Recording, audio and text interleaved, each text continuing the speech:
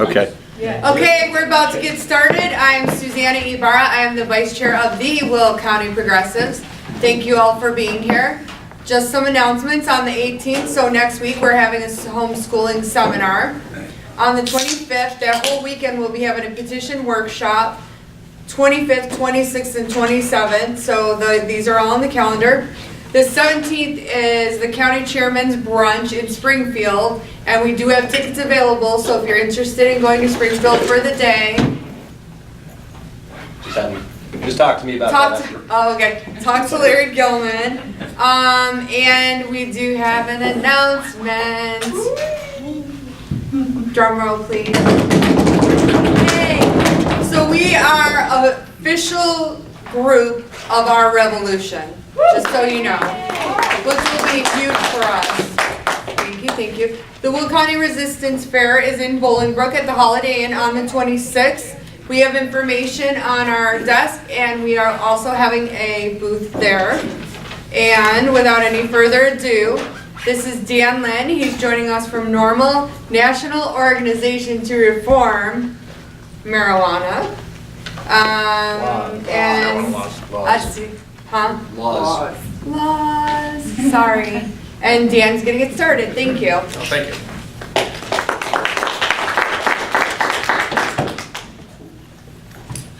Well, thank you all for being here. Thank you for being on time. After years of talking about this subject matter, you get to learn that it's really a habitually late starting and arriving crowd. So I'm always, if we start at 7 on the time clock, we really don't get going until about 7:15. So that's par for the course with this group and with this type of a issue that I'm familiar with working on. Some background on myself. In full disclosure, I am a registered lobbyist in the state of Illinois. I am not a doctor. I'm not a lawyer. I manage a medical cannabis dispensary in Springfield, Illinois. For a long time, I was an advocate for legalizing cannabis, and I still remain an advocate for legalizing cannabis. And for 4.5 years, I was a personal assistant to a quadriplegic friend of mine who used cannabis. And at one time, I was actually arrested for being in possession of cannabis that he was using as medicine.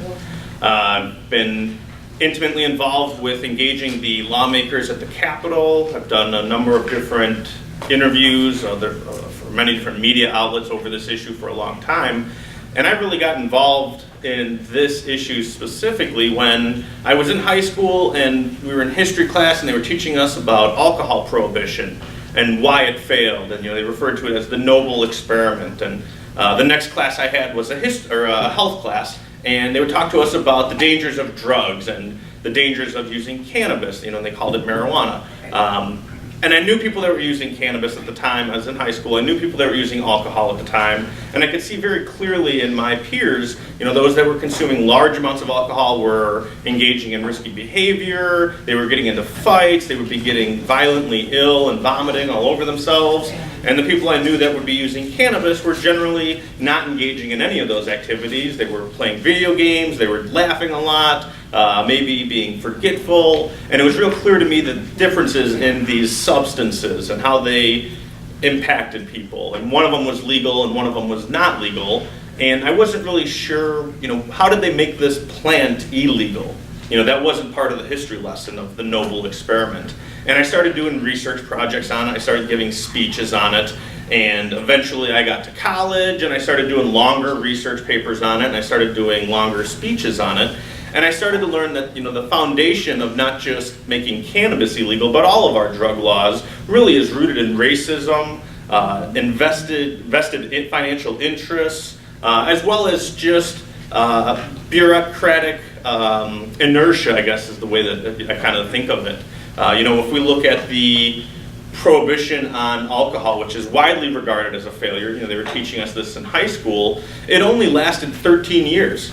And people generally understand why it was a failure. They know that there are still people consuming alcohol at the time. It led to widespread gangsterism, corruption of elected officials, and then you get to cannabis prohibition, and there wasn't any of that type of background information on it.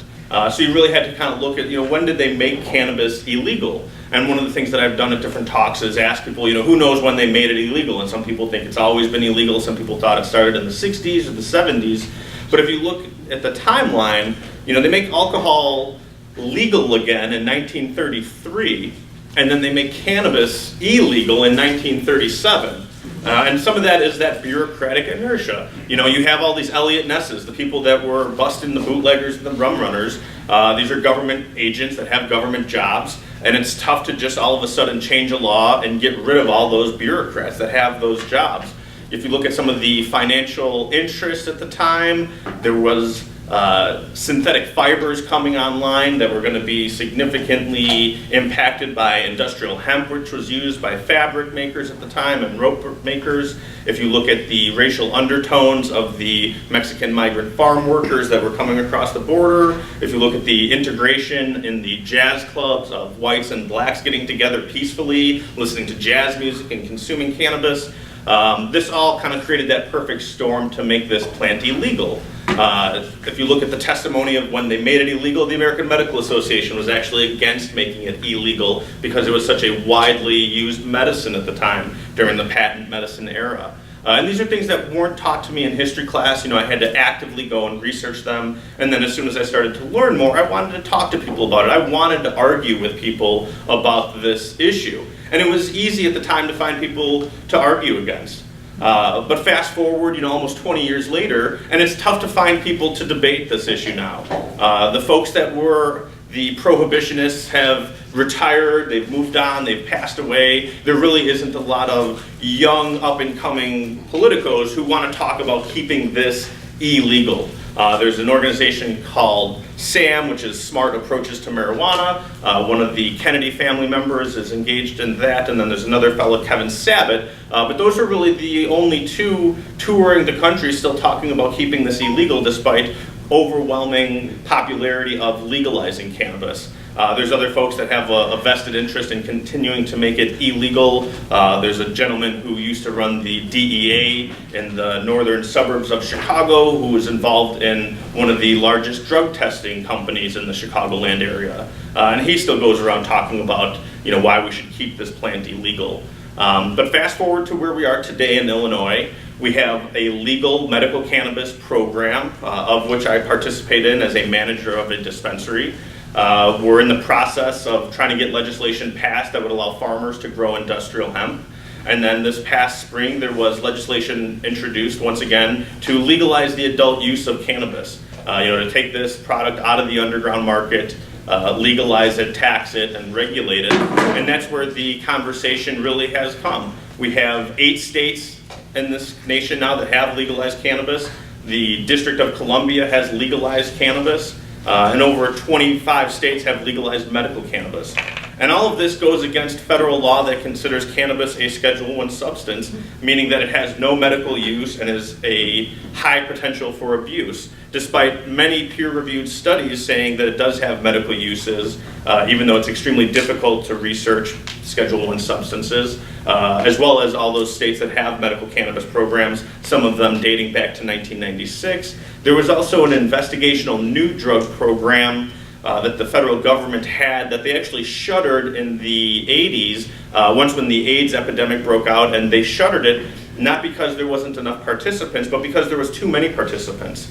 Too many people were applying to be participating in this program, and instead of hiring more people to process these applications, they just shuttered the program. But to this day, there are 4 surviving members of that program who every month get a cookie tin with 300 joints in it that's grown by the University of Mississippi, and they are federal medical cannabis patients that get those tins every month. One of the gentlemen's name is Irv Rosenfeld, and he's written a book, and he tours the country talking about how medical cannabis has helped him with his condition and how much the federal scheduling is incorrect, because here they are giving people this medicine and at the same time they're calling it not a medicine with its scheduling. There's some other contradictions in federal policy regarding the scheduling of cannabis, specifically that there have been patents issued for cannabinoids to be used for neuroprotective properties, which obviously has a medical application there. So real briefly, I'm going to talk about the Illinois Medical Cannabis Program. I'm going to talk about the hemp legislation that kind of stalled out this past spring and some of the people and players that made that legislation stop. And then I'm going to talk about the legalization bill that's been on the docket for the Illinois General Assembly, as well as where I see legalization going, not only in Illinois, but as well as nationally. So I'm going to try and keep this to about 20 minutes, maybe 25, 30 minutes. But if people want, I can talk all day long about this, or I can shorten it up to maybe 5 or 10 minutes. So if people just start dozing off, I'll try and speed it up and make it a little bit more lively. But when it comes to the medical cannabis program in Illinois, it took us a decade to get this law on the books. And just to kind of highlight, how long that process really was, the original sponsor of medical cannabis when I got involved was a state representative, Larry McKeon. This was a gay man with AIDS that was on the north side of Chicago who could never get his colleagues to support this bill. He would go on the record and testify in committee hearings about how his lover had died from wasting syndrome and this was the only thing that could help him. And just poured his heart out in those testimonies and those hearings. And then the former head of the DEA would get up there and say, medical marijuana is no different than medical crack cocaine. And then would just leave the room without even waiting for the vote. And the legislation never advanced in those years. That Representative Larry McKeon, he died about 7 years before we actually had medical cannabis available in this state, despite him being one of the original sponsors and proponents of this legislation. But over the course of that decade of trying to advance this compassionate use program, we constantly got close, but not close enough to make it a law. And at every time that we would advance this legislation but then have it stall out in the General Assembly, we would go back to the drawing board, we would make amendments, we would meet with the stakeholders who were specifically the law enforcement community, and then some of the abstinence-only folks in Illinois, and we would make it more restrictive, we would make it more tightly controlled, we would take away patients' rights. So in the beginning, patients were able to grow 12 plants. And then eventually they talked about how that was too much medicine, they'd surely be selling this on the playground, and it got reduced from 12 plants to 8 plants. 8 plants became 6 plants. 6 plants became 6 plants, but only 3 of them could be mature plants. And there was a conversation I had with one of the lobbyists that was working against us about, how many plants would you guys be okay with? Because we're at 3 mature plants right now. I mean, I can't go to 1.5 plants. I can't really compromise much more. And they were clear. They said no plants is the best number that we can think of. And ultimately, that is the program that we have in Illinois. Patients are not allowed to grow any medicine. They're not allowed to have a caregiver grow any medicine for them. And we could see this kind of happening where by denying patients and caregivers the right to grow the medicine, and then by making the program so restrictive and having such high barriers to entry that only wealthy investors could even apply for these licenses, we knew that the cost of medicine would be quite significant and even such a cumbersome process for the patients that they would never be able to afford the medicine. And even right now, you have many patients who that is their biggest complaint with the program is the cost of the medicine. So just to kind of give you an example of some of these barriers to entry, if you wanted to apply to be one of the cultivation centers in Illinois, there was a $25,000 non-refundable application fee. And if you were lucky enough to get the license, the first year's licensing fee was $200,000, and then every year's renewal fee was $100,000. Now, the way that the law was designed is that it allowed for 21 cultivation centers across the state, 1 for each state police district. It also allowed for 60 dispensaries, which were distributed evenly across the state. The dispensary application fees were somewhat more reasonable. When you hear the cultivation ones, the dispensary application fees were only $5,000 non-refundable fee, and if you got the license, then it was $25,000 to actually participate in the program. So with those type of high barriers to entry, we knew that this was really just going to be a game for the wealthy investors, and that we knew that they would have to try and recoup that investment on the backs of patients. Now, when it comes to the actual patients being able to participate in the program, it's not an easy process. They need to have one of about 44 qualifying conditions. They've changed the law now where instead of having a doctor recommend the patient use medical cannabis because it may benefit them, all the doctors have to do is certify that the patient has one of the qualifying conditions. Now that makes it a little bit easier for the doctors. The doctors' lawyers are much happier with that language. But even after the patient gets certified that they have one of these qualifying conditions, they need to go and get fingerprinted by a live scan fingerprint vendor, and then they need to submit their application to the state of Illinois, which if they're a veteran or if they're on disability, it's a discounted rate of $50 per year or $125 for a 3-year card. If they aren't on disability or if they're not a veteran, that fee is $100, $200, or $250 for a 3-year card. And if you look at a lot of the patients... Yeah, because I thought it was like 700. Because it was, Like when I 700 applied, it and was 300 and 150 for disability. That's what I had to pay, just telling you. Yeah, so the 3-year card, $250. If you're on disability, it would be half of that, so it'd be $125. But patients usually have to pay for the doctor's visit out of pocket. You throw in a $50 fingerprinting fee. The average cost is about $450 to $550 just to apply for the program. That doesn't include the cost of medicine, which, because it's a federally illegal substance, it has to be paid for all out of pocket. And because it's a federally illegal substance, most of the dispensaries do not take credit cards or debit cards, and they have to be cash only. So that obviously there's a significant burden on the patients there, both financially as well as the process. And just to kind of even show you how much that process is a burden, the patient's fingerprints are only good for 30 days. Not that anyone's fingerprints really change over the course of their lifetime, but the state of Illinois will only honor fingerprints that are within 30 days of the day that they get that doctor's certification letter. And that's one of those things where, as somebody that works in the industry, you tell the patient, go get that doctor's certification and then go get fingerprinted. Because if you get fingerprinted now, but you can't see the doctor for 2 or 3 weeks, the doctor may not certify you the first time. You may have to wait a month and a half, and then you'll have to spend another $50 to get fingerprinted. So that's a problem with the program. The program was taken in effect on January 1st, 2014. That entire first year of the program was devoted towards writing the rules and regulations, drafting the application, and then scoring the application, and eventually awarding the licenses about 13 months later in February of 2015. Medicine became available for patients in November of 2015, and right now we have about 23,000 patients registered in the state of Illinois. Which is quite upsetting for a lot of the investors who, the state of Illinois said that there could be a potential for 100,000 patients. And all of these super rich, think they're very smartest people in the room investors, they heard that 100,000 number and thought that that was going to happen, like immediately. They thought that overnight there would be 100,000 patients in Illinois, most of them probably in Chicago, but they could be everywhere. As somebody that worked on the legislation and was talking to the lawmakers as well as the law enforcement community, we expected about 15 to 30,000 patients in the duration of the pilot program. The program is a pilot program, meaning that it had a sunset clause in it. Originally it was 3 years, that eventually got extended to 4 years, and then there was legislation subsequently passed that not only added 2 more conditions, but extended the program to 2020. So there still is the sunset and expiration date on the program, which makes a lot of the lobbyists happy and the lawmakers happy, because if you never actually make a law permanent, but there's always an expiration on it, everybody needs to get paid more to keep the program alive and up and running. But right now we're really where we thought, some of us thought we would be in terms of the patient count, even with all of these restrictions, but obviously it's never enough for the investors. When it comes to the actual medicine, about 2/3 to 3/4 of the patients are consuming flour. There are limitations on how much patients can buy. There are topicals, edibles, concentrates, tinctures, suppositories. There's a wide range of different medical products available, and I could spend 2 hours talking about just what patients' preferences are and the different types of medicine. But really that's where we are in terms of the medical cannabis program in Illinois.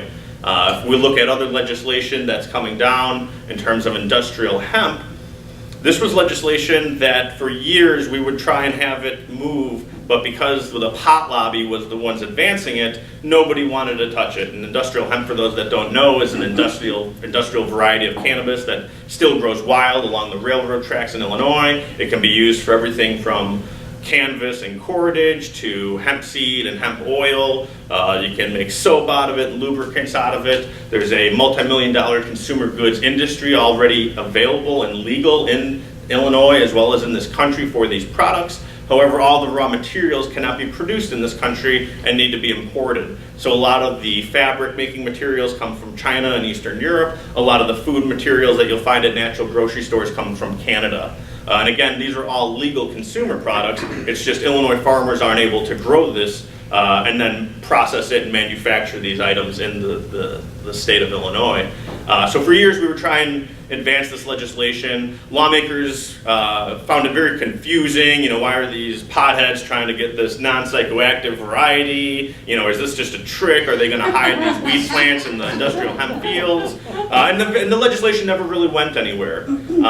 So we kind of changed course. We came up with a better plan where there's a sustainable agricultural organization called the Illinois Stewardship Alliance. They support local farmers, local foods, and sustainable ag. We got them to be the lead proponents of it. They brought some farmers to testify, and the legislation passed the Illinois Senate unanimously.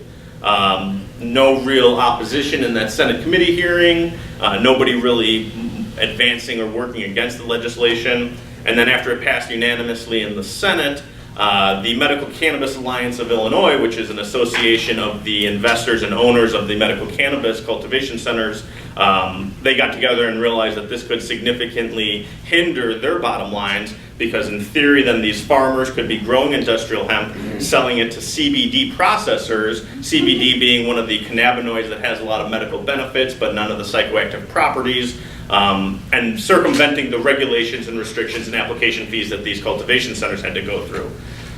So the Medical Cannabis Alliance of Illinois is on record in the House committee hearing testifying against the hemp legislation. In the stakeholders meetings, they were really looking to just carve out an exception so that the farmers could grow the industrial hemp, but they would be the only ones able to process the CBD products and then sell it to the general public. At this time, that legislation has not advanced. The General Assembly is really just in special sessions now. They're not taking up a lot of other legislation. But it was interesting to see the protectionism element come out of the medical cannabis industry investors when it came to the hemp legislation and actively working against hemp farmers and farmers that wanted to grow hemp in Illinois.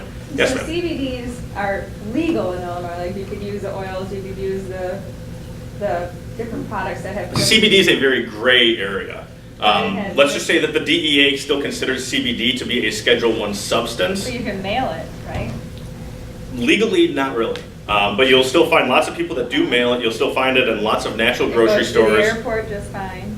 Yeah. I brought mine straight to the airport from Colorado. I said this. All right, we'll make sure we edit that out of the video. But like I said, it's a very legal gray area. The other big problem with CBD products is that there's no quality controls, there's no testing and verification that what is actually in that product contains CBD or the levels of CBD that can be found in it. Now, CBD being one of the cannabinoids, you can get it from hemp products. However, it takes a very large amount of hemp products to get any type of significant amount of CBD through extractions and concentrating that material down. And one of the health risks of doing that is that hemp, as well as cannabis, is what's known as a bioaccumulator, sucking up a lot of the heavy metals and other toxins in the soil. And then if you're taking large amounts of that plant material, extracting as much CBD as you can from it, there is the potential to get other heavy metals and toxins in that same product and material. Whereas cannabis that's grown medically to maximize production of CBD will have exponentially larger amounts of CBD than hemp that would be grown for industrial purposes. And for what it's worth, CBD products in the medical cannabis industry, probably 5% or less, I would say, for the total market of what people are buying and consuming, from my experiences at least. Is CBD the one with the anticonvulsant properties to it? Correct. CBD really got to be well known in this country when CNN and Dr. Sanjay Gupta did a special on epileptic kids and families who were more or less refugees moving to states like Colorado and Washington to get this highly concentrated CBD oil that's administered orally for kids that were having seizures. And after that special aired, there was a stark difference in the tone at the Capitol when it came to adding conditions. So when the law originally passed allowing for medical cannabis in Illinois, it did not include minors to participate in the program, nor did it allow for people with epilepsy or seizure disorders to participate in the program. However, after that CNN special with Dr. Sanjay Gupta went, national and everybody saw it, and it was very heart-wrenching. You'd see these kids having hundreds of seizures per day, and then all of a sudden it's reduced to 2 or 3 per day, greatly improving the quality of life for both the child as well as the parents.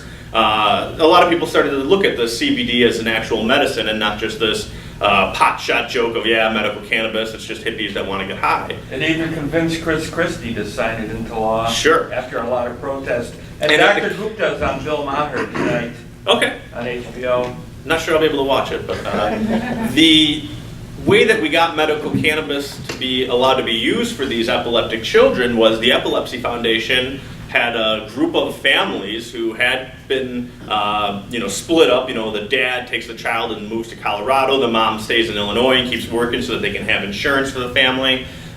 We got about a dozen of them at the Capitol to testify to add epilepsy and seizure disorders as well as minors to this program. And they did a great job of everybody showing up in the purple for the Epilepsy Foundation at the committee hearing. They got up there and testified. One of the children had a seizure in the committee hearing room, and it was just more heart-wrenching testimony. It's not like people are getting up there and laughing and giggling about this. And then when the proponents got done testifying, the committee chair asked, okay, do any of the opponents want to come and testify? And all the law enforcement guys in the back of the room, they were just silent and just stood there. And they had to kind of ask a couple times, like, does any of the opponents want to come and testify? And they just didn't get up there and testify. And that was a night and day difference before, whereas you'd have that law enforcement element get up there and testify about how this isn't medicine, how the FDA doesn't consider it medicine, and how this is going to lead to widespread diversion of cannabis on every playground and high school in the state. And that legislation got... Whereas the medical cannabis legislation, when it first got passed into law, it passed by the skin of its teeth. We had one extra vote in the House, and then one of those people changed their votes after the fact. And in the Senate, we may have had a buffer of 2 or 3 senators. The epilepsy bill that added minors and epilepsy, that had probably 75 or 80% support in both chambers, and members of both parties that previously had not supported medical cannabis were willing to vote in favor of adding epilepsy as a condition as well as minors to this program. And there's a freeze right now on adding any kind of new ailments, correct? That is correct. Since epilepsy and PTSD, epilepsy was added by legislation, and then the PTSD and terminal illness bill that also extended the program, those were the last 2 conditions to get added. And then Chicago Magazine just ran an article this past week talking about how the deal that was brokered for the governor to sign that legislation also reconstructed this medical cannabis advisory board, which was supposed to be a mechanism for adding new conditions. Every condition that they recommended to be added was subsequently vetoed by the director of the Department of Public Health for political reasons, and there was never any more conditions added through that advisory board. So that advisory board was basically disbanded as part of the deal to get the governor to sign the legislation adding terminal illness and PTSD as well as extending the program. But other than the epilepsy, seizure disorders, and minors legislation that got passed into law, and then the legislation that added terminal illness and PTSD, those are the only 3 conditions that have been added to the program since it was originally passed. Now moving on to full adult use, recreational cannabis, full legalization. Some of us knew that if you pass such a restrictive medical cannabis program, it'll never really be as impactful and positive for those who need it as it could be. And instead of trying to fix all of the problems with the medical cannabis program, it may just be easier to pass full recreational or adult use cannabis and bypass a lot of these hiccups that we had with the medical program. So right now, the way that the legislation has been drafted is that it will allow adults to grow 5 plants in their home. It's not quite clear how many adults you could have growing 5 plants in every home. Colorado had some issues with this, and then they've started to crack down on limiting the amount of total plants that could be in any one household. It also would allow for adults to purchase up to an ounce at a time at the retail facility. It doesn't specify if they could do that at just one store, once per day, once per week. So some of these details still need to get ironed out. It also has a provision in it right now that it would allow out-of-state residents to purchase a half ounce. And again, there's not a real clear timeline for how often they could do that or what the frequency of that type of purchasing could be. The licensing scheme would be somewhat similar to the medical cannabis licensing, where there would be cultivators and retailers, but then it also allowed for processors, which would be people that are looking to make infused products or edibles or concentrates. It would allow for labs that could do the testing on medical cannabis or just recreational cannabis. And then it also allows for open consumption sites, so similar to alcohol at bars, facilities that you'd be able to go and consume in a somewhat public environment. So there'd be 5 different types of licenses. It's not spelled out in the legislation as far as I've read how much those licensing fees could be, but if we can look at the medical cannabis legislation as any example, the agencies that would be tasked with regulating legal cannabis in Illinois see this as a cash cow that they could really milk for as much as they would like to. But again, as we've kind of demonstrated with the medical program, the more that you make it a rich man only game, the more that you further disenfranchise those people who have been stigmatized and disenfranchised by the war on drugs for generations. So that's something that we're actively trying to work on, is making it so that this is much more of an entrepreneurial friendly type of legislation that could allow for a type of cottage industry to exist, so that people who maybe are currently already doing this illegally can transition from that illegal underground sector of growing cannabis in the basement of their house to now moving above board and being more of a boutique grower or a grower of a different scale. If we look at California, which obviously has a huge economy, they've passed legalization and they've really led the way both with medical cannabis as well as with some of the regulations in recreational cannabis that have not come online yet. But the way that California is doing is that they have different licensing schemes for both indoor versus outdoor growers, as well as the scale of the grower. So somebody who's looking to do less than 500 plants or less than 20,000 square feet applies for one type of license. Somebody that's looking to do 501 plants to 1,000 plants or 50,000 square feet facilities, they would apply for a different license. That way you can kind of carve out the folks that want to be really big producers versus people that want to be more of the almost like craft beer or micro brews, because that's something that we can also somewhat model legalization after.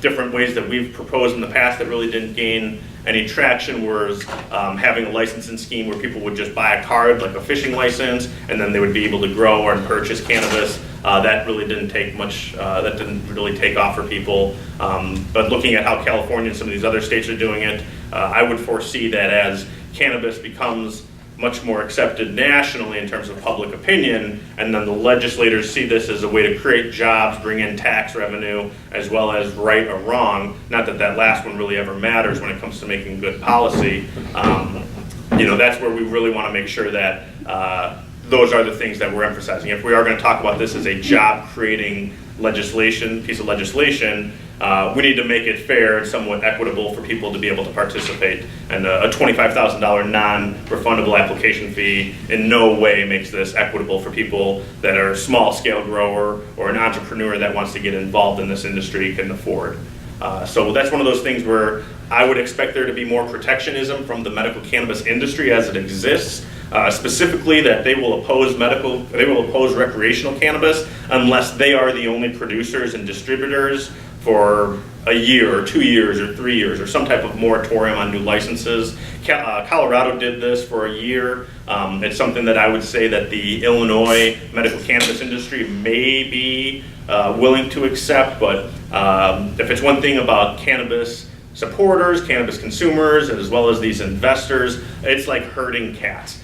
You are not going to be able to get a group of them to agree on just about anything other than the fact that they all want to make money. And that's where if we can somehow convince them that it's in their best interest to just forego this medical program that has its hiccups and restrictions, legalize cannabis for all adults to be able to purchase and consume it, and then allow for them to be the only producers and retailers for a year, 18 months, or 2 years, they'll all be able to make their money back and then some, and then we can open up the market and allow for entrepreneurs and more of a cottage industry to exist. That being said, that's more of an ideal that I personally support. Looking at how Illinois is heavy on regulations for just about everything, I'm not sure that any of the government agencies that would be involved in regulating that industry would ever support anything like that. They don't like being tasked with regulating an industry without getting any type of funding for it. That's where the Department of Agriculture that regulates the cultivation centers, they're the ones that came up with those application fees to be a grower. The Department of Financial and Professional Regulations that regulates the dispensaries, they're the ones that came up with the application fees for the dispensaries. The Department of Public Health that regulates the patients, they're the ones that came out with those patient fees. And until that legislation got passed extending the medical cannabis program, the patients could only get a 1-year card, and that was where it was $100 a year. Once when they got it to be where you could get a 3-year card, they did give the patients a little bit of a price break, but still, for a 3-year card to have to pay $250 or $125, That's still a lot of money just to participate in a program that's allowing you to get access to medicine. So, as we look forward towards legalization happening in Illinois, there's definitely going to be some competing interest between consumers and the industry. There's going to be competing interest between the law enforcement community and drug testing community and the entities that are looking to profit from legalization, as well as those different agencies and bureaucracies that are going to want a piece of the action if they're going to be in charge with regulating these folks. So one of the things that I always encourage people to do is talk to your state representative and state senator about this legislation. There's lots of them that I've had private conversations with over a beer or a glass of wine that say they used to smoke it all the time in college, they think it should be legal, but they're never going to vote for legalization because the attack mailer that they would face in the next campaign writes itself. But if they hear from enough constituents, if their opponent in an election already supports legalization, that gives them enough political cover to vote for this legislation when it does come up. But by far and large, the best way that people can support this is talking and meeting with your state representative, talking and meeting with your state senator, and then just talking about this issue in a much more public fashion because there have been so much of a stigma around this issue. People that advocate for legalization are almost automatically thought to be a consumer and therefore a criminal. So people need to come out of the cannabis closet. That's a term that a lot of people talk about once when they became a medical cannabis patient and they were able to reduce the amount of pharmaceutical drugs that they took, and then they were able to kind of confess to their friends and family about how they're being, how much their quality of life has improved and how much they're able to function now because they were able to get off of these other narcotics that are very dangerous and powerful because they're using cannabis. And their family members who previously opposed, all things cannabis now can see that their family member, their loved one, or their friend, it is benefiting them and it truly is a medicine. But if people aren't talking about it, if people aren't sharing their experiences, it just lets us kind of dwell in this concept that we may have from a DARE program or from some counterculture movement in the 60s, and that's something that has never really helped the legalization movement, is being tied to these more fringe issues and not having that one-on-one or much more personal conversations with the people in power to change these laws. So again, moving forward, people that want to support this, I always encourage people to get involved at the state and local level. Contacting your congressional representative helps. Contacting them about the scheduling of cannabis will make a difference eventually, but state reps and state senators are much more approachable. They're the ones that are tasked with making the laws on the state level, which have a bigger impact on our day-to-day lives than any of the federal policies. Yes, ma'am. Two quick questions. One, are there any House or Senate bills currently pending in the Illinois legislature that we should be aware of? And the other one has to do with hemp growing. Yeah, there are two twin bills in the House and the Senate. Senate Bill 316, sponsored by Senator Staines, would be the legalization bill. And then in the House, it's Representative Cassidy, and I believe it's Bill 2353, or something along those lines. And then the hemp legislation, the bill number escapes me, but it's sponsored in the Senate by Senator Toy Hutchinson, which I believe has part of the district in Will County here. Yes. Are the hemp growing restrictions federal or are they state by state? Hemp is still illegal federally. There is an exception in the Farm Bill that allows states that have agricultural programs that allow for the research of hemp to move forward with those research provisions, assuming that they have some type of licensing and oversight of the research that's being done. So for instance, Kentucky is really leading the way when it comes to hemp farming.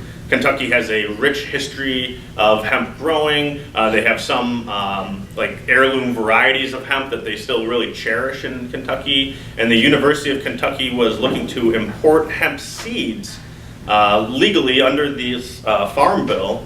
The seeds were coming from Europe, I believe, or Canada. They went through customs in Chicago, but then the DEA stopped them when they were crossing from Illinois over the Kentucky border. Which, most of the time we don't think of border crossings going from Illinois to Indiana or Illinois to Kentucky as being much of a big deal. But for whatever reason, the feds stopped that shipment of hemp seeds. The University of Kentucky and the Kentucky Department of Agriculture sued the feds, and they held on to them until basically it was too late to plant them that season, and then released them to the University of Kentucky. But Kentucky is doing a lot of good things when it comes to hemp farming. Indiana is starting to move forward with hemp farming legislation and provisions. With Illinois, we have a very, big ag is very powerful in Illinois. We'll just kind of leave it at that. ADM is based out of Decatur. There's a lot of other big factors with the Farm Bureau, who actually supports industrial hemp on the surface, but they don't really ever do anything to try and make it legal in Illinois. But hemp farming is something where it doesn't get people high. The end products are already legal. It's just the production is something that we haven't ever been able to allow our farmers to grow. And ironically, one of the arguments that the opposition makes, the law enforcement community, is that they wouldn't be able to tell the difference between a field of hemp that's growing and a field of cannabis that's growing. And real quick botany lesson here is that people that are growing industrial hemp for industrial purposes, they grow the plant, they plant it really close together, it grows long and tall so that they can get those fibers out of the stalk. They let it pollinate itself so that they can get the seeds to press the oil from. And it looks a little bit more like switchgrass or bamboo. If you were to see a bunch of it, you'd be really heavily, thickly forested planting. People that are growing cannabis for psychoactive purposes, whether it's medical or recreational, they're growing it really just for the flowers, those buds that they dry out and then smoke. And that plant will look much more like a Christmas tree or a bush because they want to let a lot of air get in between the leaves and the branches.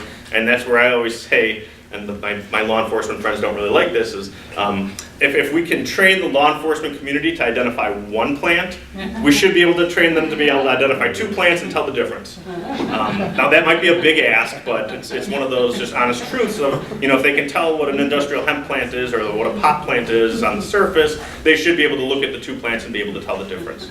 Furthermore, if people are planting cannabis that's going to be grown for those flowers or psychoactive purposes, they always try and isolate the female plants.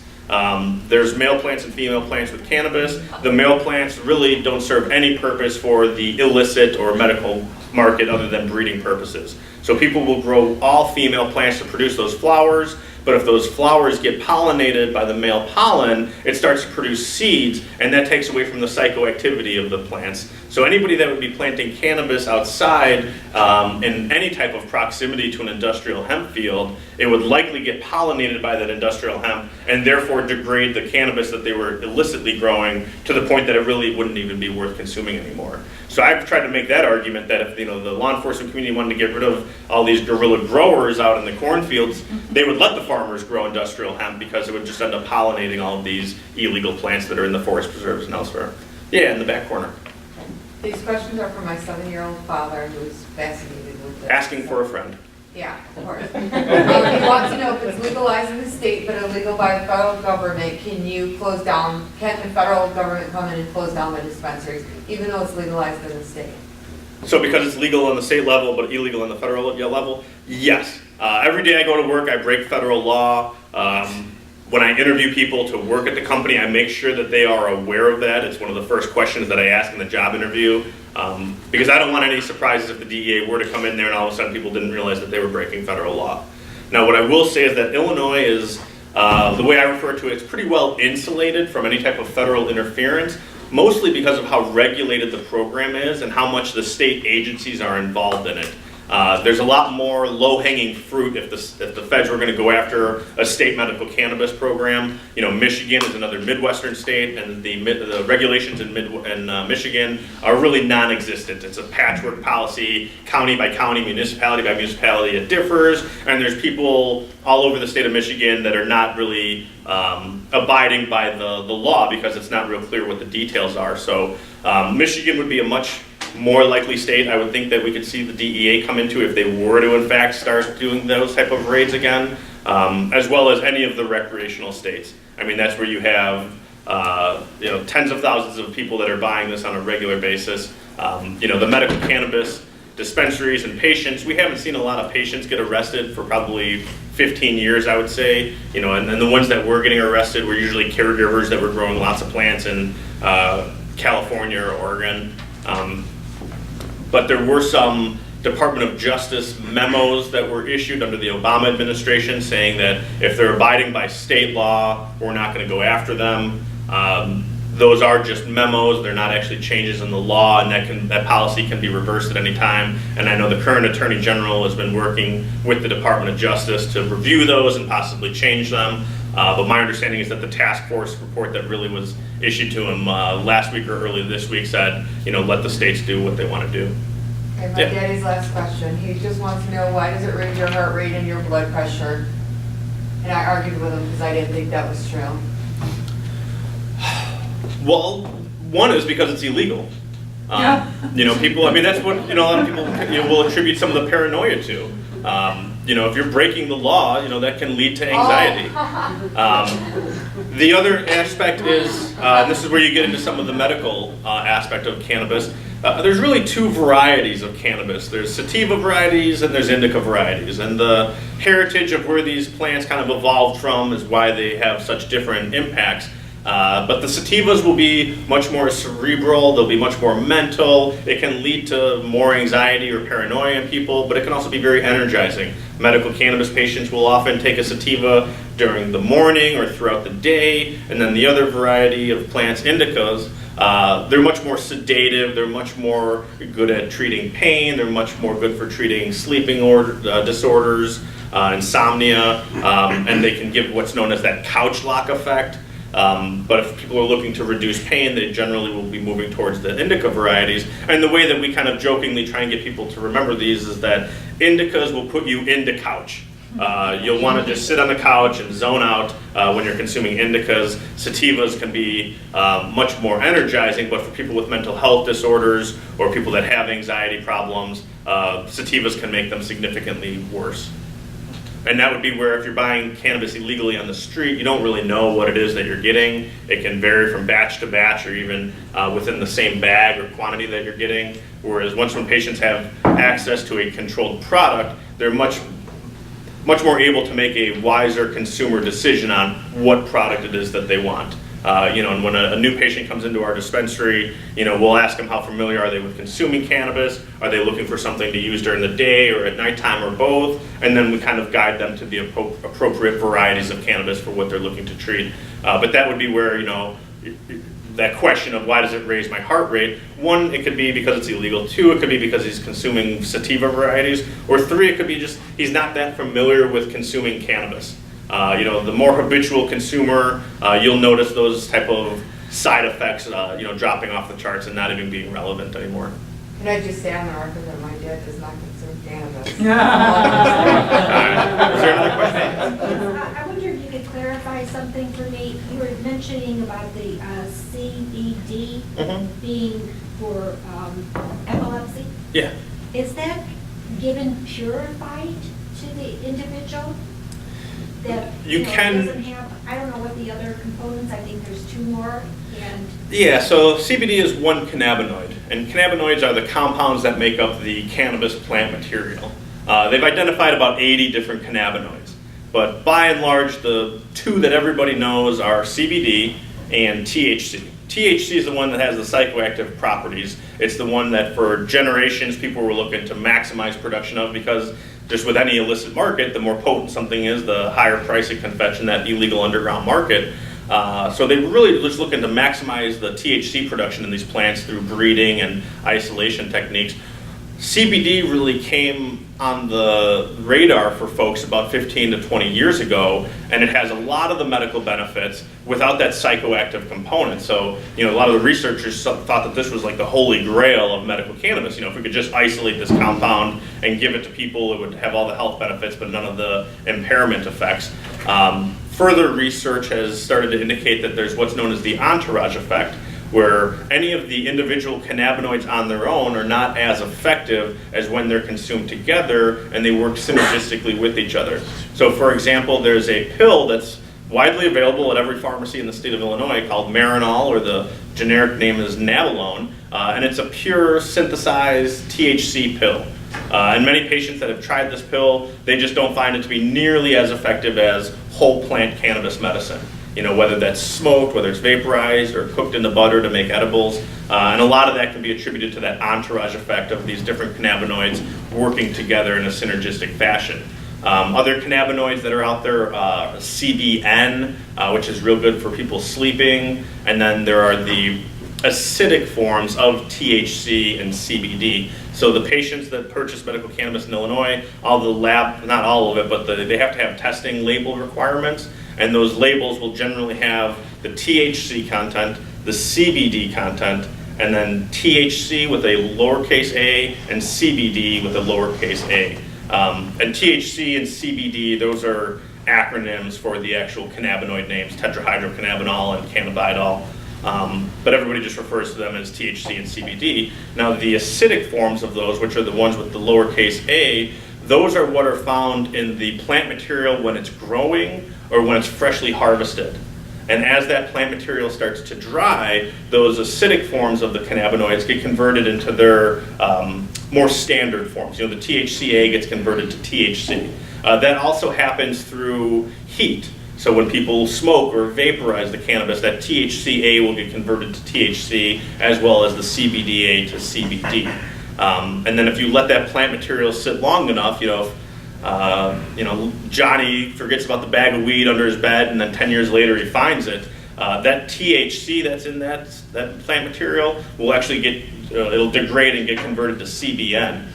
So sometimes we tell people that are looking to get just something to help them with their sleep, if they can find some older cannabis where that THC content has likely been converted to CBN, that would be another way to try and get some of those specific cannabinoids to treat like a sleeping disorder or insomnia. What about pain? Is there something?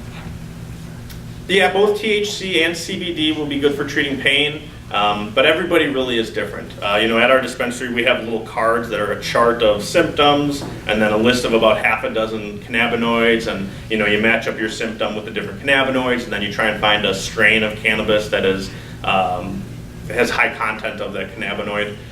But even then, the amount of research that's been done on actual human beings trying to isolate these symptoms to specific cannabinoids, there's just not a lot of literature out there yet. And then another factor are what are known as terpenes, which are, anyone who's familiar with like essential oils, those are like terpenes. So, alpha-pinene, beta-pinene, myrcene, limonene, like the way that like lavender helps people get to sleep is through the terpene that's in lavender. The citrus aroma that's in an orange or a lemon, that limonene, that'll have more of that, which is the terpene, that'll have more of that like energizing effect. And that's why, a lot of household cleaning projects kind of have that citrus smell in them as well. But those terpenes now, they're starting to try and identify which of those terpenes are good with specific symptoms. But even then, the ability to do the research on this is extremely limited because it's a Schedule I substance, but that really is the forefront of this medicine, is not necessarily isolating those cannabinoids, but isolating which cannabinoids are good for which symptoms and which terpenes are good for which symptoms, and then finding the appropriate strain of cannabis. So if there's the two varieties of cannabis, one being sativa and one being indica, the different strains of cannabis can be thought of as different. The analogy that I've often used is that there's, white grapes that make white wine, and then there's red grapes that make red wine, and within that red grape category, there's Cabernets, there's Merlots, Sangiovases, those different grapes all make a different type of wine, just as with cannabis, there's different strains of cannabis that'll have different regularities in terms of their terpene profiles, their the way that they look when they're growing, the yield content on them, and that's where the more regulated like our medical cannabis program is, it's actually better that they're able to now kind of hone in on which strains are going to be commonly found to have high levels of myrcene as a terpene, or which ones are going to have a high beta-carotene type of terpene in it, and then they can try and maximize those terpenes in that production, and then try and get those to people that are looking specifically for those terpenes. Yes, sir.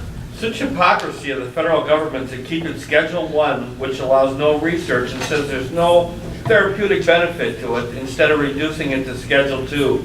Do you think it's the clout of the pharmaceutical industry, the prison industrial complex, and the alcohol establishment that keeps it at Schedule I? And a question, 4 years ago, if Obama wanted to change it to a Schedule II, could the President and the Justice Department have done that, or does it take an act of Congress? So the last question, probably. If you ask people at the FDA, they say it has to be done by the DEA. The DEA says it has to be done by the FDA, and then If you get them both in the same room, they say it's going to take a law being passed out by Congress.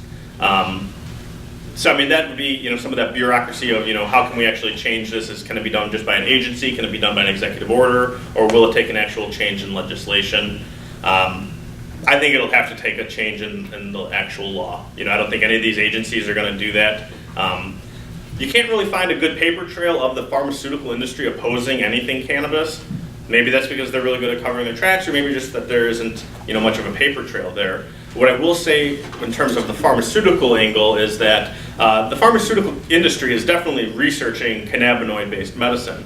My briefcase that I carry around is from the International Cannabinoid Research Society, and they held 2 international symposiums in Illinois prior to us even having a medical cannabis law on the books, and that was sponsored by Abbott Labs, GW Pharmaceutical, the National Institute on Drug Abuse, the National Institute on Alcohol Abuse and Alcoholism, and a lot of other heavy-hitting pharmaceutical companies. Now that's them, studying the standardized, synthesized cannabinoids in mice and lab rats. They're not doing a whole lot of human trials there, but that's kind of their MO, right? Is standardize it through synthesizing it.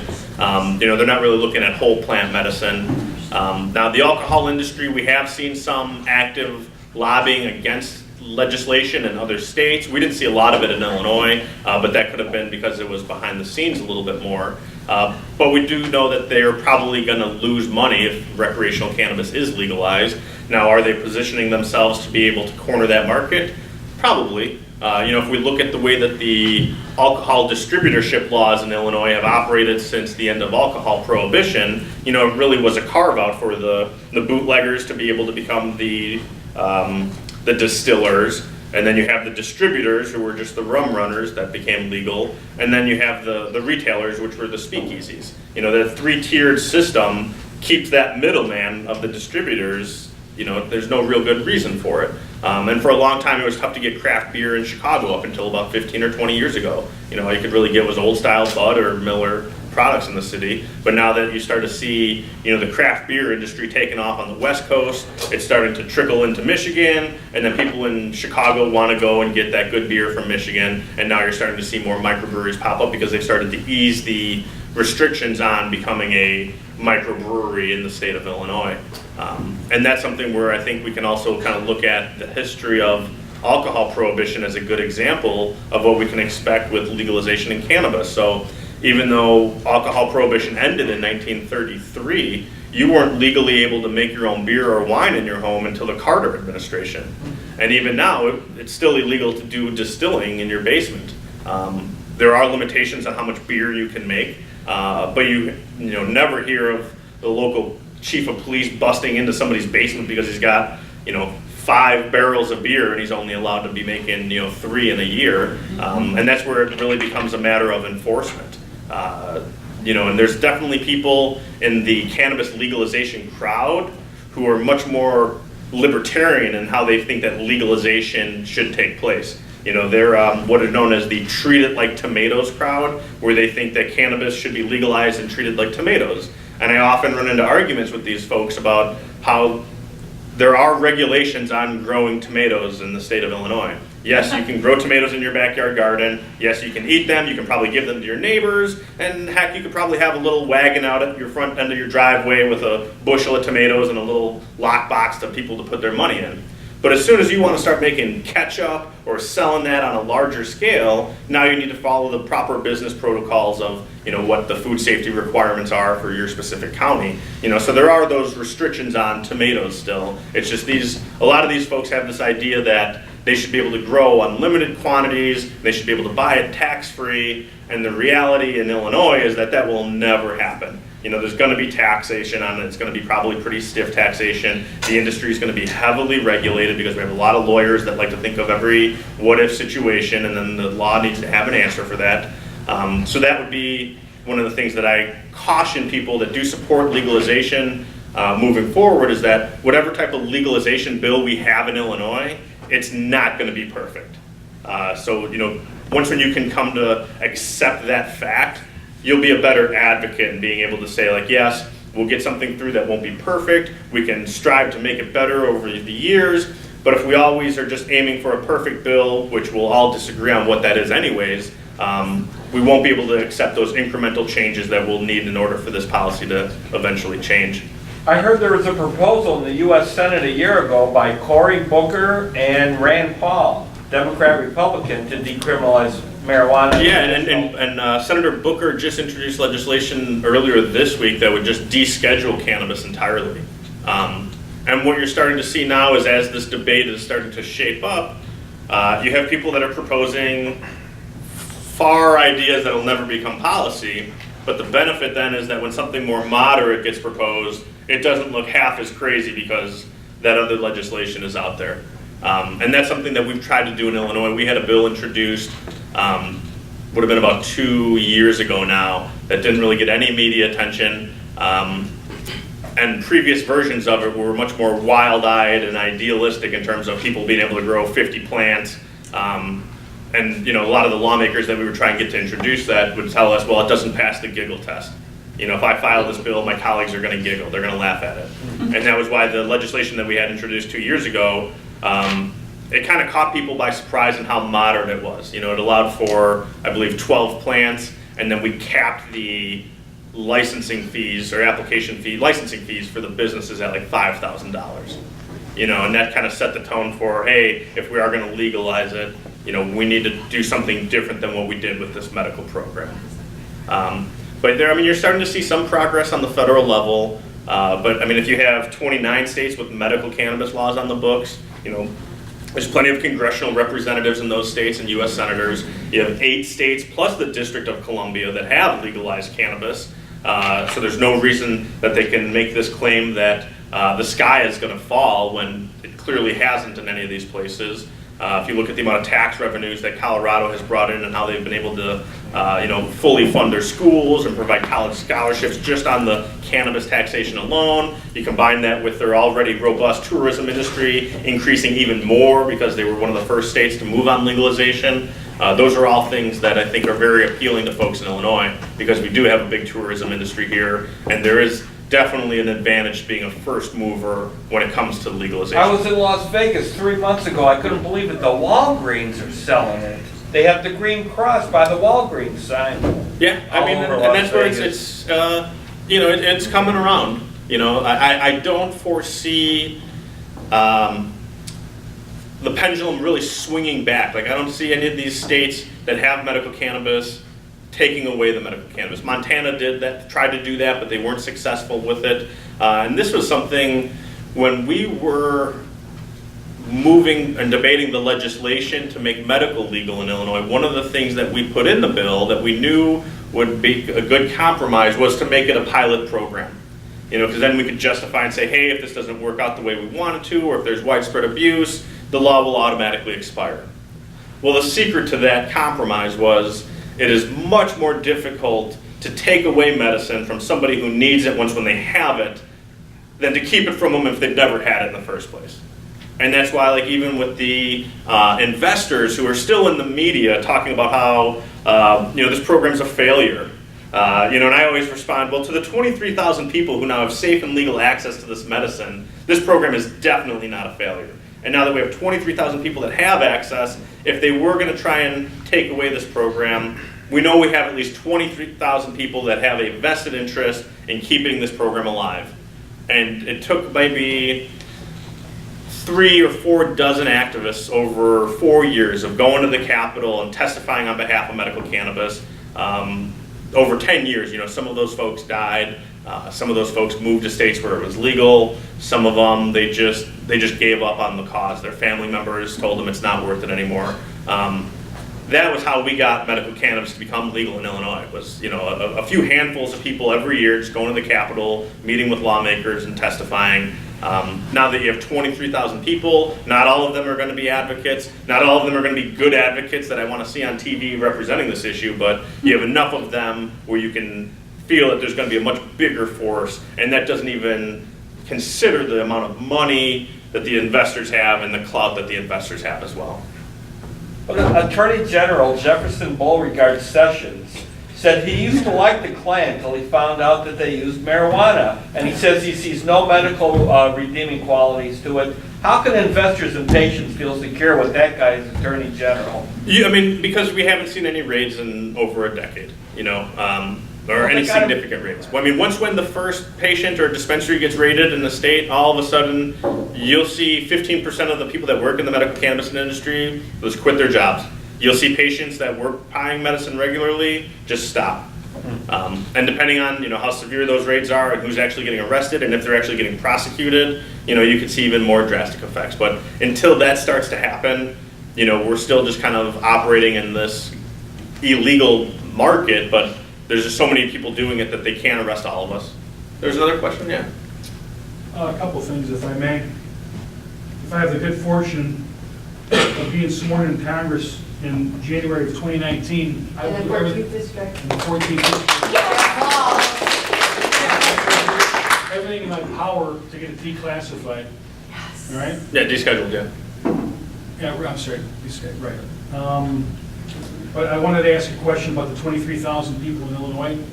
What percentage are veterans? I don't know off the top of my head, and that hasn't really been released in the state numbers because they're supposed to do a report every 6 months. I would guess it's probably less than 5%. The veterans actually have an easier mechanism of getting enrolled in the program. So for non-veteran patients, they need to get that certification form by the physician. A veteran just needs to provide their DD-214, which is discharge papers, as well as a year's worth of their VA medical records. And somewhere in that year's worth of VA medical records, it needs to list the qualifying condition. Because the VA is a federal facility, their doctors are prohibited from even talking about medical cannabis with the patients, and that was where the state had enough foresight, because one of the main advocates was a veteran, to look at how veterans would be able to participate in this program, and that was where they came up with that mechanism of getting a DD-214 and then the VA medical records that have the qualifying condition. The veterans still need to get fingerprinted, but then they do pay a reduced fee. I mean, the comments that I get from veterans constantly are that, the prescriptions that they take, they become so addicted. I mean, they become addicted to that, and their only refuge is medical marijuana here in Illinois. So. Yeah, and by adding PTSD, I mean, that was largely driven with the messaging that there are so many veterans committing suicide every day, that this should at least be an option. Like, this isn't going to help every single one of those veterans, but at least put it on the table, allow them to have access to this. And that was very successful messaging. One time the state tried to compromise that legislation to make PTSD a qualifying condition only for veterans, but then we were able to bring in some sexual assault survivors and other folks that have PTSD that's just as valid of a reason to get access to medicine. And luckily we were able to fend off those efforts to further restrict that qualifying condition. I have a couple of different questions. With all of the talk tonight, it seems largely that this is a state issue, but I'm wondering, would the county level or a municipality have any things they could do on this topic, or is it strictly a state issue right now?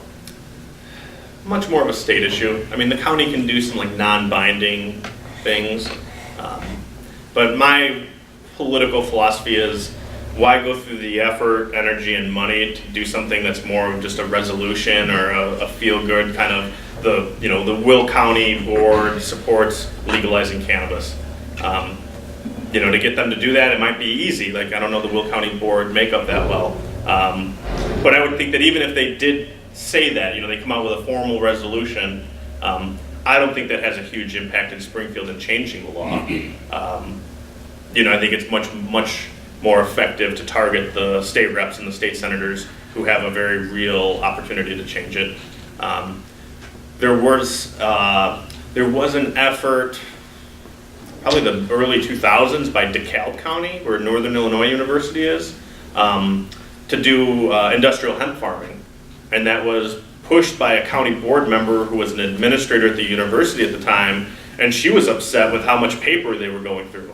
Even if it was paper that was getting recycled, she knew that hemp is a renewable crop that can produce paper, and she wanted to have the county, even if it was just the university's paper, offset a little bit by the hemp growing there. And they passed a resolution that went down to Springfield, and nothing happened from it. Okay. And it was interesting because, like I said, like I won't take any credit for the county doing that. It was just one of those things you read about in the paper and you're just like, whoa, I got to go talk to some of those DeKalb County board members and see like who's the driving force behind this, what's their long-term agenda with it. But I would say at the county level, there's not much you can do. The other thing I would say that would have a bigger impact would be getting involved in the county sheriff's election. If you can find a county sheriff who supports legalization, even if they won't publicly come out, that can be beneficial.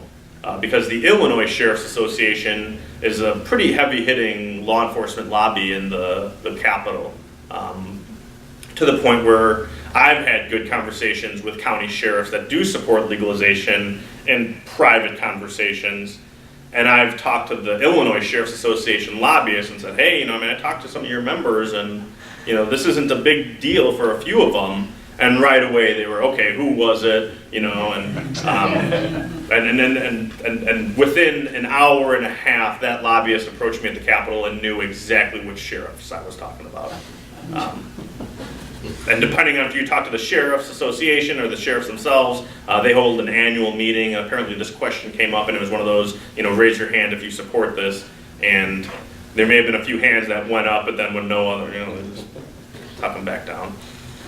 But that would be something, because county sheriffs are an elected position, that's where you can kind of challenge both the candidates and see, who supports this. And if they don't support it, getting them on the record of, why, is this a valid use of your sheriff's and sheriff's deputies' time? Do you have a 100% clearance rate on all the murders in your county? Or sexual assault cases getting fully prosecuted and convictions? There's much more important things that they should be prioritizing. And that's where you can try and get a county sheriff or a county sheriff candidate on the record in terms of how big of a priority is this. Because if you can get them to go on the record and say, low-level cannabis offenses are not a priority for us, well, now that can help set policy for the sheriff's department. And especially as you get into more rural counties, the sheriff's office, they are the only law enforcement office in many rural counties in Illinois. They don't have police departments in unincorporated towns with 35 or 500 people in them. And that would be something where on the county level I think you can make a bigger impact. Okay, and then that kind of leads to my other question. Before the bills that were filed earlier this year by Representative Cassidy, and you mentioned Senator Staines, we had talked last year about trying to get a statewide advisory referendum for next November, and I've spoken with some other groups that would be interested in aiding us in that effort. Do you think that would be a wise approach? That would be something that would take the test of the citizens of the state, as well as prove to the GA why they should get more on board with this? Yeah, as long as I've been an activist in cannabis policy, people have told me, put it on the ballot, let the voters vote on it. But because it's a non-binding referendum, as you mentioned, I just hate to spend all that money and energy for something that doesn't actually objectively accomplish what we want to. Now, if it's a stepping stone towards that objective goal, I'm fully supportive of it.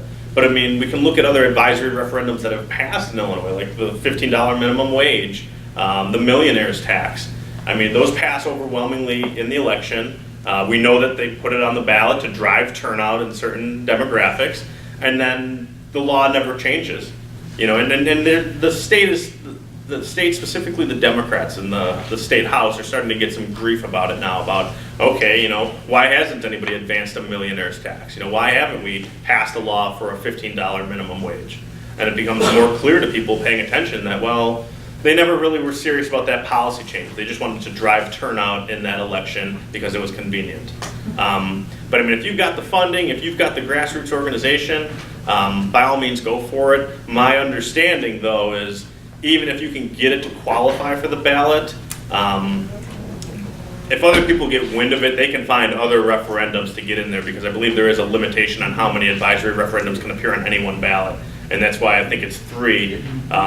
If you start to get close to those number of signatures to get it on the ballot, all of a sudden there'll be 3 other petitions that get filed before yours and we'll end up on it. But again, I've always kind of bounced back that concept on, our organization, Illinois Norml, is a do-ocracy. If you want to get something done, do it.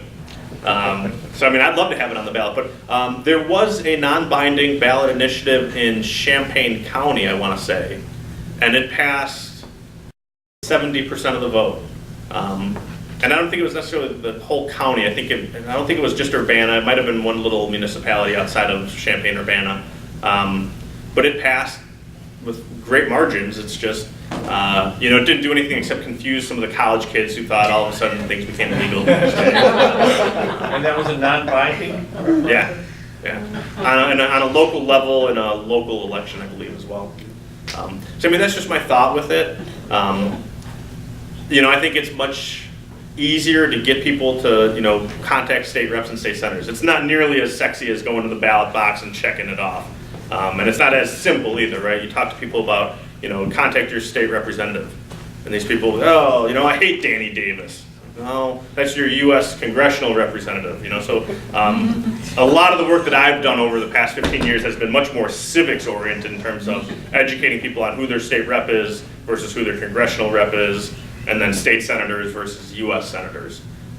Because most people just follow federal politics and they hate politics in general. We have a very politically jaded culture in Illinois, and for a lot of good reasons, but the other thing is that for people who like politics, there's just some textbook examples of how the political machine works in Illinois that you can, love to hate it or hate to love it, depending on, which way you see it. But I think that that's where, state representatives are very approachable. State senators are very approachable. You contact your state rep and you'll probably be able to get a meeting with them, as long as you are able to, set a certain amount of window for them. Now, it's not true for every state rep and in every district, but by and large, I think that that's more effective than trying to get something on the ballot that even if it gets on the ballot and even if it does pass, it's not gonna do anything except confuse a lot more people. Was there another question in the back? Yeah. Do you foresee those plans for legalization including retroactive expungement, and have they had retroactive expungement in other states? It's the right thing to do, but it's never happening. I think that it's a stepping stone process, and we've actually seen really good work done in Illinois in the past 5 years in terms of ex-offender rights and reentry programs, ban the box on applications, and that was one of those things that in that bill that we had that was somewhat moderate. We put in there a mechanism for nonviolent cannabis offenders to be released from prisons and county jails in the state. That did not make it in the legislation that was introduced this past spring.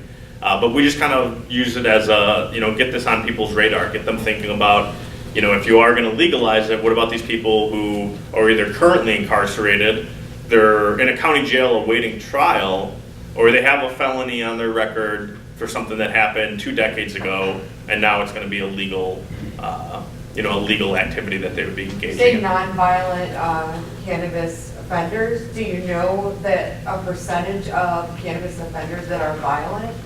Do you have any statistics on that? Not any hard numbers, but generally the way that prosecutors and police work is that they'll arrest somebody for 5 different charges, and then when you go to court, they'll say, well, we'll toss out the gun charge, we'll toss out the controlled substance charge, but you're pleading to that class 4 felony cannabis with intent to deliver. And you can't sit there and really negotiate, well, I don't want to plead for the cannabis, but I'll take the gun charge. You might find some hardline, Second Amendment people that's what they want to live with, but that's the way that the police work. They will throw the book at you, and then when you show up to court, the prosecutors don't actually want to prosecute anything. They want to negotiate and plea deal all the time, and that's where, depending on how you look at those numbers, if all of those gun charges are getting dropped, is that a nonviolent offender, or is that a violent offender who just didn't happen to get convicted for that gun charge? And that really is relevant in the parts of the city of Chicago and other urban areas where you have gangs that are controlling the distribution of these illegal substances, who then get caught and are charged with a grocery list of different offenses. Whether they're a felon that has a gun, whether they're somebody that has a gun without a FOID card, all of those are things that they will trump up a long list of charges to then only plea down and try and get them for that most minimal offense, but still get that conviction.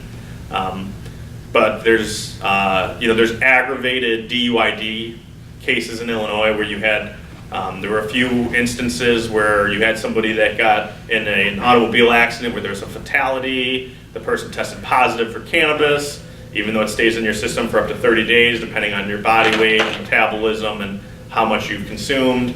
And those are aggravated DUID convictions, which would be a violent cannabis offender. In 2 of those instances, and they were high profile enough that they forced Illinois to change our DUID law, or driving under the influence of drugs law. Before, we used to have what's known as a zero tolerance per se limit, where any trace metabolites of cannabis in your system and you were guilty of driving under the influence of drugs, you can go to Colorado this weekend and still test positive 3 weeks from now and not be impaired by cannabis. And we were able to use some of those high-profile cases of an aggravated DUID to change the DUID law in Illinois so that now we have actual thresholds for you're above this limit and you are guilty of DUID, or you're below the limit. And what those limits are, it's 5 nanograms of blood, or it's 10 nanograms of other bodily fluid if they're doing a saliva or a urine test. It's not a perfect system. There's some literature out there that says even after abstaining from usage, those levels can still increase. With alcohol, it's a much easier law. 0.08, you're above it or below it, and that's what prosecutors like, is that threshold and line in the sand. With cannabis, and specifically cannabis impaired driving, it's not as clear that if somebody is above a limit, they're actually impaired. And we do have studies from the National Highway Traffic Safety Administration, I believe, there's that last A in that acronym, where they found that the biggest variables for impaired driving with cannabis, it's not how much did you consume, it's not how long ago did you consume, it's much more how familiar are you with consuming cannabis and getting behind the wheel of a car. And that's where, the joke that I always make is, Willie Nelson can probably be driving down the road with a joint in each hand and still drive fine. But that 17-year-old high school student who just got their license and has never smoked pot before, they probably shouldn't be driving for 8 to 12 hours later, because you could still have that impairment there. The other thing with cannabis impaired driving is that, whereas with alcohol, people are much more willing to take risks, they drive much more aggressively, they think that they are okay to drive when they're extremely impaired, whereas with cannabis impaired drivers, they're aware of their impairment and they often overcompensate for that impairment. And this is where you get that stone driver who's doing 20 below the limit and just kind of white knuckling the wheel. And the other joke that I've used with this very serious topic is that the drunk driver gets behind the wheel of a car, they start driving, and they blow right through that stop sign without ever seeing it or slowing down or even noticing it. The stone driver, they get behind the wheel of the car, they start driving, they pull up to that stop sign, they stop the car, but then they wait for the stop sign to turn green before they go through it. Now that's just a lighthearted kind of expression on the differences between a drunk driver versus a stoned driver, but I think that there's some very real evidence for that type of impaired drivers being aware of it and maybe overcompensating with the DUID aspect of cannabis. And that's one of those things where, as an organization that advocates for legalization, we have to remind folks that we don't advocate for impaired drivers behind the wheel of a car. We advocate for the responsible consumption of cannabis by adults. Now, we might have different ideas about what the responsible consumption of cannabis is, but in any type of legalization, there's still going to be penalties for people that drive and are under the influence and impaired by their consumption. There's still going to be penalties for people that are negligent to their kids or that endanger others while under the influence of cannabis. I mean, just like how we have, we don't allow for somebody being drunk to be an excuse to not get prosecuted under the law. They chose to get that intoxicated, they broke the law, they still get punished. Being impaired by cannabis would just as well not be an excuse that people would be able to break laws and get away with it. Is there a question back? I had a couple actually. On the taxing, Yeah. does it all go to states since the federal government finds it illegal? This is where it gets real fun, real wonky stuff here. So yes, the feds consider this an illegal product. It's an illegal business activity, but they still collect taxes on all of these dispensaries. And this is where things get even worse. Because cannabis is an illegal substance on the federal level, there's an IRS tax code known as 280E. And what that is it says that if you are engaged in an illegal business, you're not allowed to write off the general business expenses that you would. So like payroll, cost of goods sold, I mean, all of those things you aren't able to write off. And this was a law I believe they passed in the 80s or early 90s because there was an instance where there was I think it was a cocaine or a heroin smuggler was smuggling the substances into Florida on a private jet. And they were able to write off, they got caught smuggling the drugs, but they were able to write off the expenses of like the jet fuel and the cost of paying the pilot. So then Congress passed this 280E provision prohibiting, being able to write off these expenses. But what it means is that these state legal businesses, like the one I work at, one's in Colorado, they have a much higher tax burden because of this 280E provision. And that would be something where my estimation for seeing cannabis scheduling change on the federal level is 5 to 8 years away, I would say. That 280E provision, that'll probably change in the next 2 to 3 years. Because you have a lot of business groups behind it. It doesn't make good fiscal sense. You see a lot of pro-business type of entities that are getting behind changing that tax code. And it's just clearly unfair. And it's one of those things where it's not really being applied in the intent of what it was passed for, because they are state legal entities. But like all the taxes in Illinois for medical cannabis, those do go to the state, and then they're actually divided up into the agencies, that are overseeing the program. So like all the licensing fees for the cultivation centers go to the Department of Ag, the patient fees go to the Department of Public Health, IDFPR, and so forth. Was there another question? Yeah, on hemp, my understanding of the history of hemp is it was more the oil industry that went after hemp over You'll find synthetic fibers like DuPont coming out with synthetic fibers around that time, the polyesters. You'll find a newspaper mogul, William Randolph Hearst, who had a bunch of newspapers. He was also horizontally invested in the forestry industry. So he was able to use his newspapers as a sounding board for a lot of yellow journalism from another fellow named Harry Anslinger, who eventually became the first drug czar in this country. And that was where they were able to cite these instances of axe murdering potheads coming over the border from Mexico. The movie Reefer Madness came out shortly thereafter. And then the newspapers, forestry investment, synthetic fibers, oil. I mean, I haven't seen a lot of documentation. I mean, are you thinking more like the food oils, the lubrication, or the biodiesel? They use them for sailing materials and materials for the government and the oil. Yeah, I mean, definitely rope during maritime era was almost always made from hemp because it's mold and mildew resistant. A lot of parachutes in World War I were made out of hemp.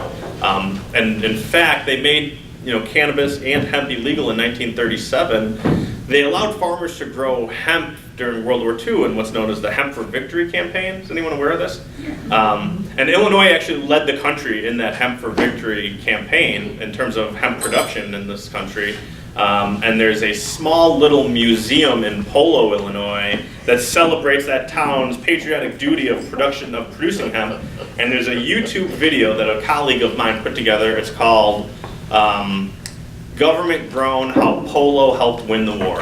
And it's like a short little 15-minute documentary about that town's, patriotic celebration of growing hemp during World War II. And that's why hemp still grows wild in Illinois along a lot of the railroad tracks, is because the seeds from 1944 fell off those rail cars and have just been self-populating ever since. And it was until we passed a hemp research bill in Illinois into law, hemp was listed under the noxious weed code because it just grows wild along these railroad yards. Constitution was written on hemp. Yeah. I mean, you'll find a rich history in America. using hemp. I mean, George Washington, Thomas Jefferson, they were big proponents of it. Jefferson. Yeah. Jefferson was another one. Yeah, Jefferson and Washington, and then old, I believe it's $10 bills, not the current $10 bills or the most, past 30 years $10 bills, but old $10 bills have a farm field on the back of them where it's like a hemp. They make little teepees of it to dry it out in the fields. You can find some of those old bills. You can definitely find pictures of it. The sails, rigging, and rope on old Ironsides was made from hemp. Oh yeah, no, we could talk all night about the different hemp stuff. Yeah, you ever see the bow line on an aircraft carrier? I have It's not. made out of hemp and it's about that big around. Yeah. Sir, did you have another question, Max? Yeah, have you heard anything in relation to how businesses would handle employees? Yeah, businesses can do what they want. They can still drug test patients now. They'll still be able to drug test people once when, we have recreational cannabis in Illinois.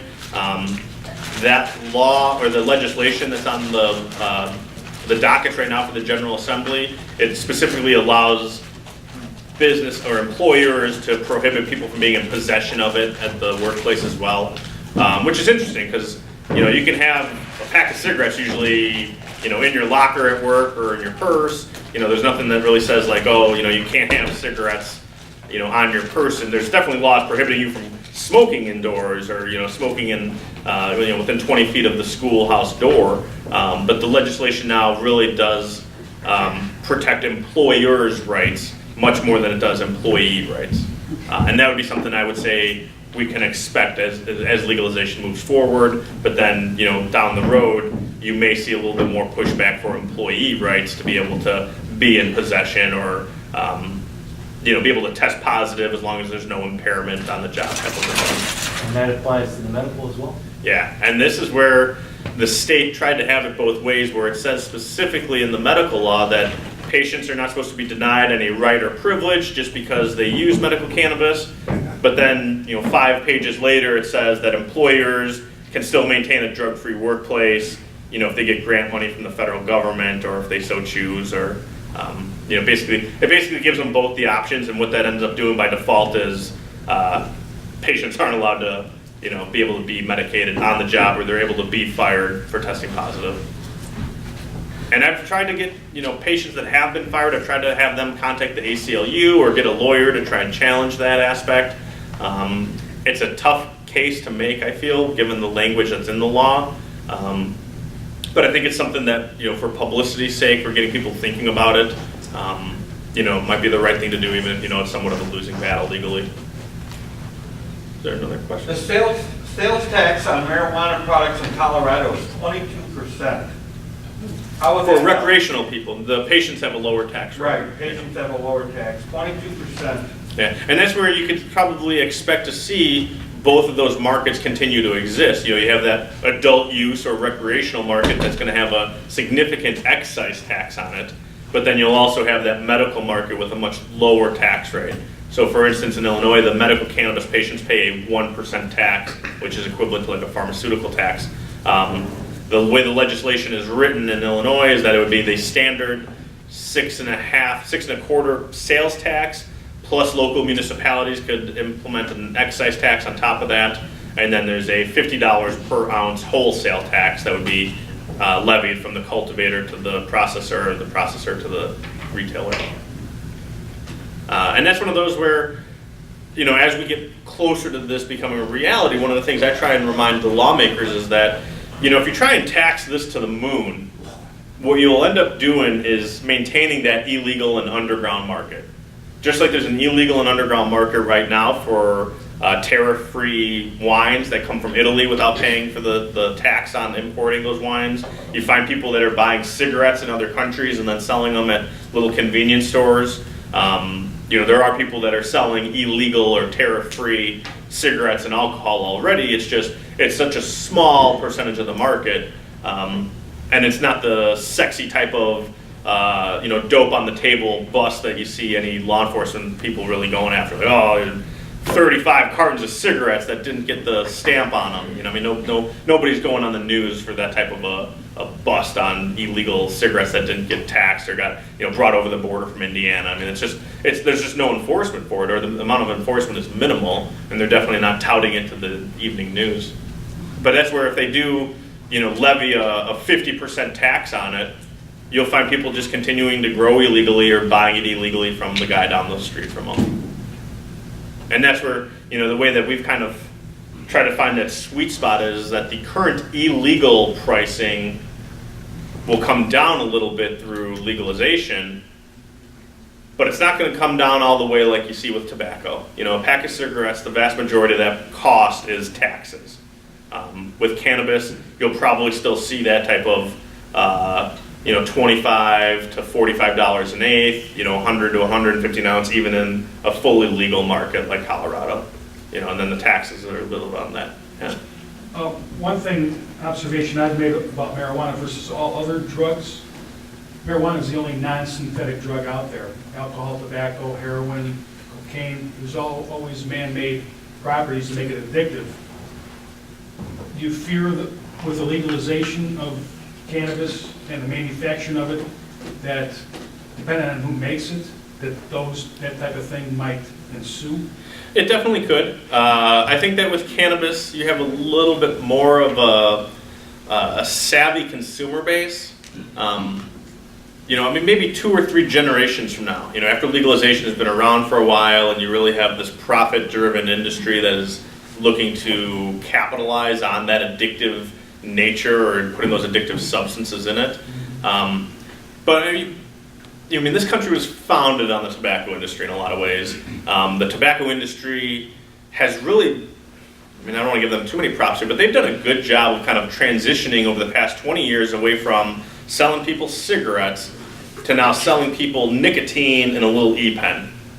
You know, you see that all the time now. I mean, vape stores are popping up left and right. You know, these people are inhaling nicotine with their favorite flavored air freshener. You know, I mean, that's what those vape stores are really in the market of. So whereas before people would buy a pack of cigarettes or a carton of cigarettes, you know, now they're getting a little mod battery and a little jar or eyedropper of some, you know, pineapple, blueberry flavored scent, and they have this nicotine in it, and they're just, you know, puffing away on this thing and blowing big clouds like they're Tommy Chong. But that's where, you know, I'd say like the potential for it definitely exists with cannabis. I don't think it's going to happen immediately, but an unchecked industry for 20 or 30 years, it definitely could be a reality. But I think you're starting to see some more savvy consumers. I would say cannabis in general, you know, people already have that kind of anti-government thread of value system with them, and that's where, you know, there will be people who continue to grow cannabis illegally even if it becomes legalized.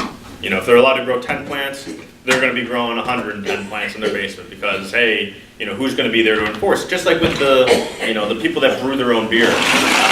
You know, there's probably not a lot of people making more beer than they're legally allowed, but if they are, they're probably not selling it either. And that's where, you know, with the home cultivation of cannabis, you know, that's something that the medical cannabis industry in Illinois was adamantly opposed to. You know, as we got closer and closer to passing this law and these investors started to hire lobbyists to push it over the edge, that was one of the first things that got taken out. Like, yeah, these people don't need to be growing medicine. And that's where, from a consumer standpoint, if consumers are able to grow it, the industry feels that it's going to cut into their bottom line. But if we look at home brewing as an example, most people that make their own beer or wine, they still go out and drink at bars. They still buy wine and beer at the grocery store. It's not like they're completely self-sufficient and they're not buying anything from Anheuser-Busch anymore. They might not be buying anything from Anheuser-Busch because Anheuser-Busch doesn't produce the quality of beer that they want in some type of home brewing. And that's where I think that the fear that the cannabis industry has over home cultivation is greatly exaggerated. Because even people that are going to be growing their own cannabis and they're a connoisseur, they're going to want to be trying other people's strains, they're going to want to be getting new genetics in there, and that's where there will always be that kind of ability for them to still capture that market. You know, it might not be 100% of that person's consumption gets bought from that industry, but there'll still be a significant amount of that consumption that is bought from an industry participant. Yeah. If you look on the headband of Lady Liberty on the old Morgan dollars, there's 3 crops portrayed on it: tobacco, cotton, and wheat. Cannabis was number 4 in the 1880s in America, after those 3. Yeah, and that's where, hemp farming, it can be very intimidating for big ag, mostly because it doesn't require the same levels of inputs that traditional row crops do, like soybeans and corn and wheat.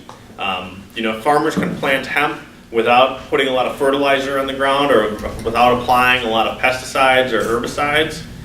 All of a sudden, ADM's not getting nearly as much money as they want to sell you fertilizer, pesticides, and herbicides. And that's where it could significantly cut into their bottom lines. And that's where we haven't seen a lot of direct opposition. But it's something that I would say as we get closer, as that industry starts to blossom a little bit more, we could expect some of the bigger input companies like ADM to really be resistant to allowing something like industrial hemp moving forward. More questions? There's got to be more questions. No? All right, well, thank you all very much. It's been a very engaging conversation. And if you have any other questions, I got some business cards I can pass out, or my contact info's out there. You can always Google my name and find all sorts of videos and quotes of mine. Thank you.